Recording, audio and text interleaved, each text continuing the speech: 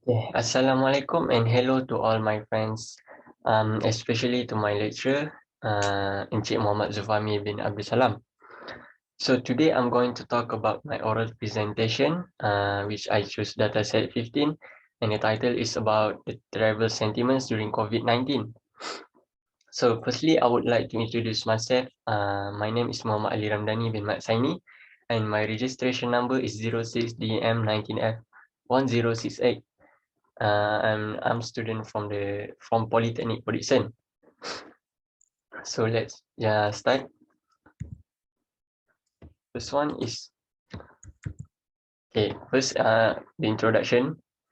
The first case of COVID-19 in Malaysia was detected on 25th January 2020 involving 3 tourists from China. The number of cases steadily increased before the nation's first 2 deaths were recorded on 17 March. As of 20 April 2020, Malaysia has recorded more than 5,300 positive cases involving 89 deaths. A majority of these cases were traced back to a religious gathering which has now reached its 5th generation infections. The Malaysian Prime Minister enforced a movement control order (MCO) on 18 March 2020 as a mitigation effort to reduce community spread and the overburdening of the country's health system. Similar to lockdowns in China and Italy, the MCO restricted most non-essential activity outside the home. Malaysians were only permitted to leave the house for basic activities such as buying groceries and seeking medical treatment. The MCO also restricted Malaysians from leaving the country and all foreigners from entry. Non-essential sectors were ordered to close operations or allow employees to work from home. So this has proved that the travel company and economy has been down since the first pandemic. So let's move on to the next part. Okay, so this is about the travel sentiments during COVID-19. And the question is about when do you think you would be confident enough to consider traveling overseas for leisure or holiday? So this is the result, as you can see here. The survey was conducted from 22nd to 24th April 2020, involving 500 Malaysian respondents.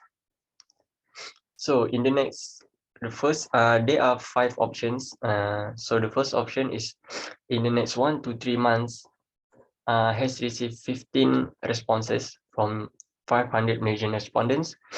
Then the second option is in the next 4 to 6 months, which received 45 responses. And the third one is in the next 7 to 12 months, received 105 responses. And the fourth is 1 year after, which received 280 responses. And the last one is do not intend to travel at all, which received 55 people. Sorry. So let's move on to the next part. So the next question is, what would give you more confidence to travel overseas for leisure or holiday? So as you can see, the survey was conducted also involving 500 Malaysian respondents. They were allowed to choose multiple options that suit their concerns. The number on top of the graph, the number on the graph indicate the number of response. So as you can see, there are 6 options, and the first option is COVID-19 infections being under control in destination country, which received 405 responses. And the second option is successful vaccine for COVID-19, which received 380 responses.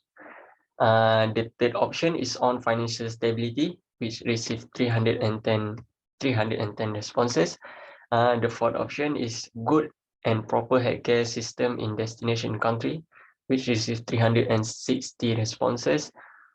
The fifth option is proper guidelines for cleanliness and sanitization in destination country, which received 350 responses. And the last option is proper guidelines for social distancing in destination country, which received 320 responses from 500 respondents. So as we can see, COVID-19, the first option has the most votes from the other option, which is COVID-19 infection being under control in destination country. That's all. Okay, so let's move on to the conclusion. So the tourism economy has been heavily hit by the coronavirus COVID-19 pandemic, and measures introduced to contain its spread depending on the duration of the crisis. Revised scenarios indicate that the potential shock could range between 60 to 80% decline in the international tourism economy in 2020. Beyond immediate measures to support the tourism sector, countries are also shifting to develop recovery measures. These include consideration on lifting travel restrictions, restoring traveler confidence, and rethinking the tourism sector for the future. So that's all from me. Thank you.